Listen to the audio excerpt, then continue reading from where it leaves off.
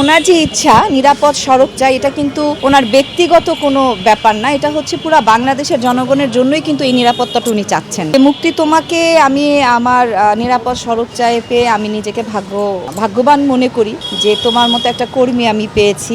সেটা এখন আমরা সড়ক যোদ্ধা, আমরাও চাইবো যে হ্যাঁ ওনার ইচ্ছাটা, আমাদের যে প্রেসিডেন্ট, আমাদের যে মানে শ্রদ্ধেয় ইলিয়াস কাঞ্চন মামা, ওনার কথাই বলবো যে ওনার ইচ্ছাটা যেন আমরা পূরণ করতে পারি। ওনার ছেলে আছেন জয়, এখন জয় সহ আমরা সবাই মিলে যেন এই ওনার ইচ্ছাটা পূরণ করতে পারি, সেই চেষ্টাটা আমরা করে যাব। বয়স তো মানুষের বাড়বেই, বয়স তো হবেই, আর বার্ধক্যজনিত ভাবে অনেকে অসুস্থ হয়ে পড়েন।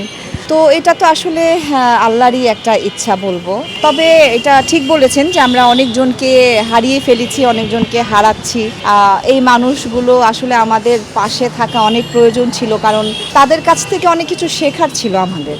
আর এমন মানুষ, এত ভালো মানুষ আমরা পাবো কিনা জানি না। তবে ওনাদের মধ্যে যে একটা মিল, সম্মান, শ্রদ্ধা, ভালোবাসা ছিল একে অপরের জন্য, সেই সম্মান, শ্রদ্ধা বা ভালোবাসাটা কিন্তু এখন দেখাই যায় না। বর্তমান শিল্পীদের মধ্যে এটা দেখা যায় না। এটা অনেক প্রয়োজন, এটা জরুরি। ওনার সাথে উনি আসার পরে প্রথম যখন ওনার সাথে আমার দেখা হয়, ওনার একটাই কথা ছিল যে মুক্তি তোমাকে আমি আমার নিরাপদ সড়ক চাই পেয়ে আমি নিজেকে ভাগ্যবান মনে করি যে তোমার মতো একটা কর্মী আমি পেয়েছি। আলহামদুলিল্লাহ, উনি আমাকে এই কথাটা বলেছিলেন। মার সাথে দেখা হওয়ার পরে দুজনেই মানে আমি আমার ফেসবুকে ভিডিও দিয়েছি, দেখেছেন মনে হয়, পুরানো কথা। তারপর মামা কিন্তু দোয়া পড়ে পড়ে আম্মাকে ফু দিয়ে দিচ্ছিল, আম্মাও কিন্তু ওনাকে অনেক দোয়া করছিলেন।